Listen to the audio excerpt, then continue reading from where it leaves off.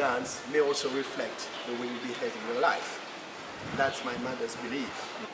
Her attitude in life is, if she has something to tell you, she will tell you straight away. Period.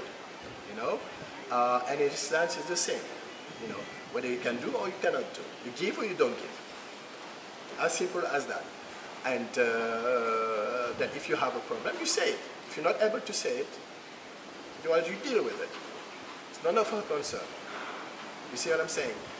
And her dance is like that. It's whether you feel and you can do, or you think over it.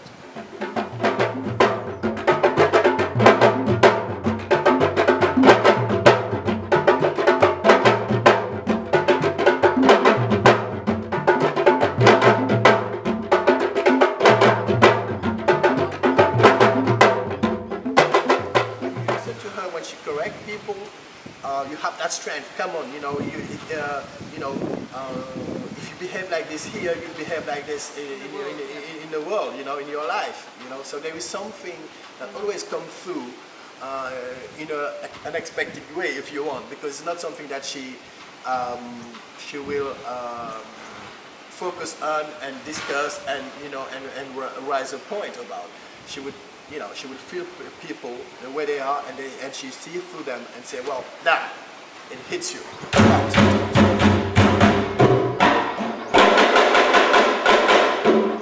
And you have to deal with it, you know. And because beyond the posture that is held by the dancer, there is something that comes through, you know, that has to do with who you are. And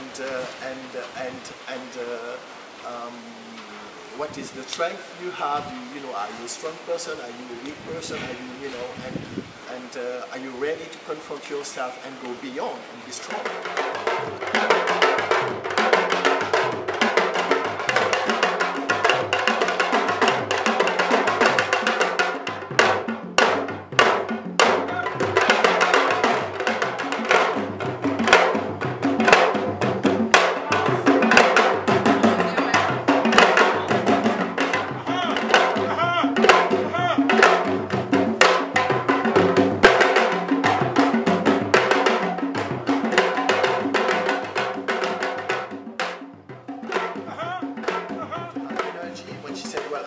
Energy, movement. What does she mean by energy? It doesn't mean that she wants you to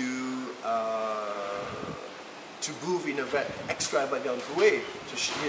By energy, it has more to do with being present fully into the movement that you're doing, and being fully present into the movement, and giving something from yourself.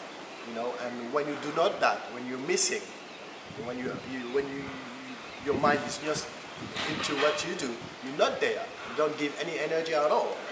You know, and that energy has to do with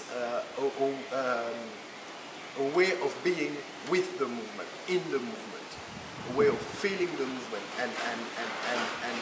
and make it obvious, make it visible, make the invisible visible.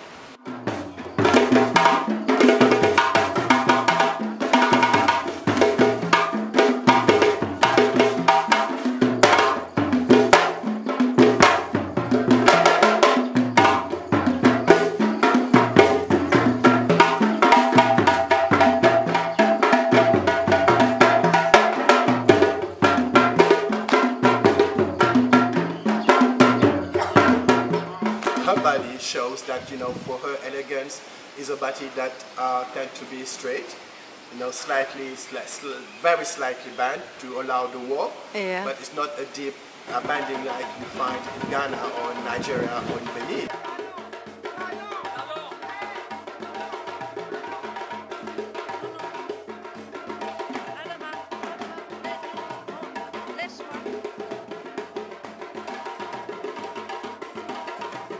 It is very interesting because that body is not necessarily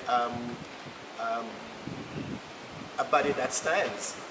It's also a body that sits, that kneels. Yeah. You know, and you find that same elegance at the same time, and that that reminds some of the masks we see.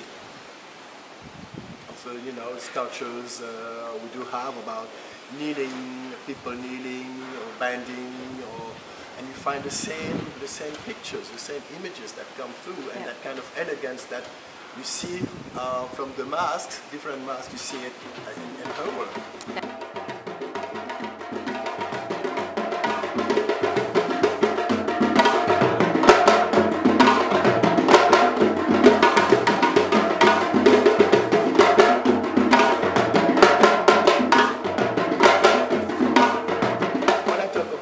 I talk about the form and the aesthetic, but it's not just the aesthetic of the physical aesthetic, it's also the moral aesthetic.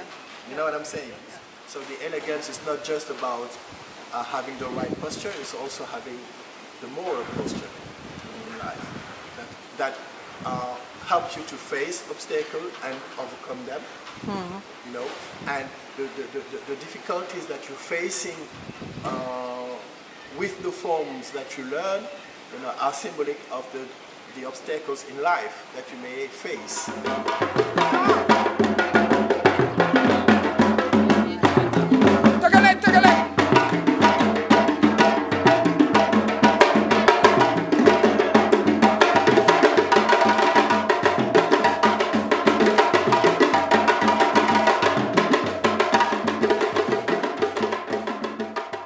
So there is something